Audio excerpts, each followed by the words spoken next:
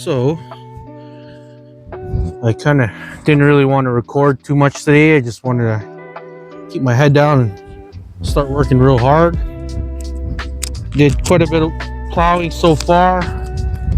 Again, that back portion over there is still really soggy out back there, so can't really do much. I'll probably just end up rototilling it. So we're finally have some dry days here. Didn't really plan last year. Kind of we were under a tight schedule as well, and we kind of just had to put some strawberries like right in the middle of the field, which I'm not happy about. But this is really inconvenience for me right now. Other than that, she's looking real good. Now in terms of the tractor, just kind of taking a break. Did do about 2 hours worth of work here, and unfortunately for me, I do have an axle leak here, right in the front.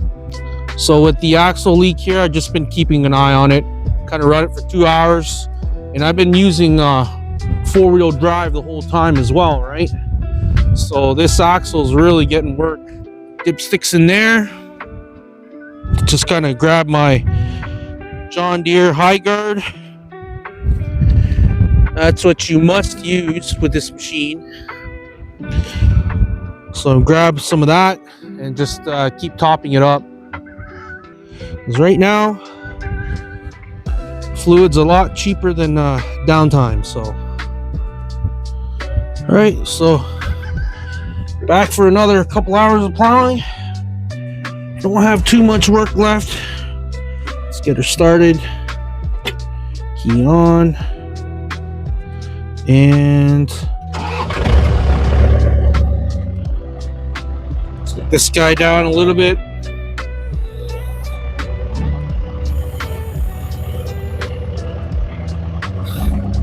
I gotta just keep it up when I'm plowing a little bit so I can see. Let's put the lock on so I don't accidentally hit it. Let's raise the plow. And we should be good to go. It's already in low four-wheel drive. Just get these RPMs up so we can move around.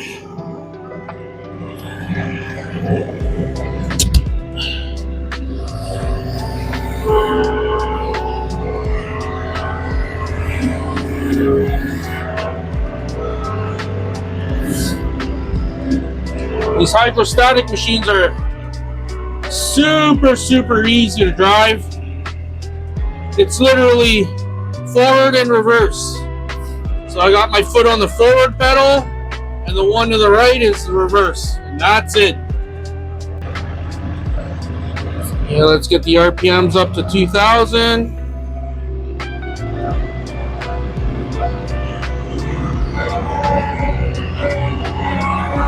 Aim for that furrow there to just set the right side wheels in.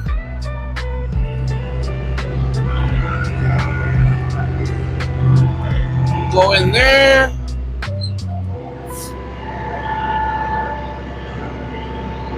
Hit the plow here.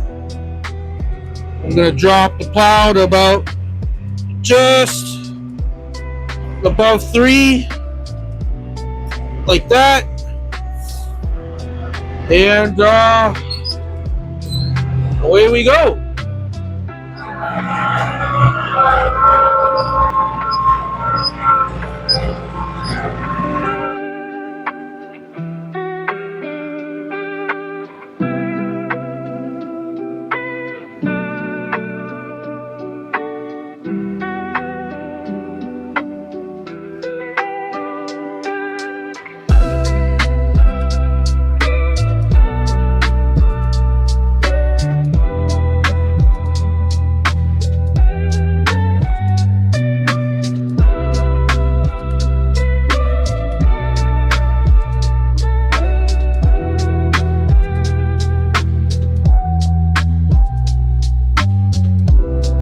And there you have it, folks. Got my field completely plowed up and turned over. In regards to this John Deere 110 backhoe, I am extremely satisfied with its performance. I mean, mind you, it wasn't even made to even plow either, right? It's more of just a backhoe, of anything, like a utility machine. But wow, it did an incredible job. More specifically, like these tires, these aren't even made for plowing either. These tires, these are just your regular backhoe R4 industrial tires. If anything, I need R1 agricultural tires. That's what I need. And this would be even easier if I had those kind of tires.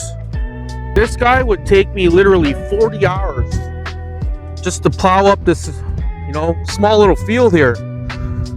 And this guy here did it in probably 8. So very satisfied with its performance. I couldn't have asked for a better tractor. Like, this thing is literally a Swiss Army knife for a hobby farm. A lot of people rag on John Deere, but it's really a Yanmar underneath. Like, it's got a 43 horsepower Yanmar engine. If anything, it's a Japanese tractor. Don't say that too loud around all the America guys, right? But yeah, absolutely in love with it. It did an amazing job. Tomorrow's gonna be nice and dry as well, so let it air out a little bit, and I'm gonna get to rototilling it. Okay guys, thanks for watching. Remember to like and subscribe, and we'll see you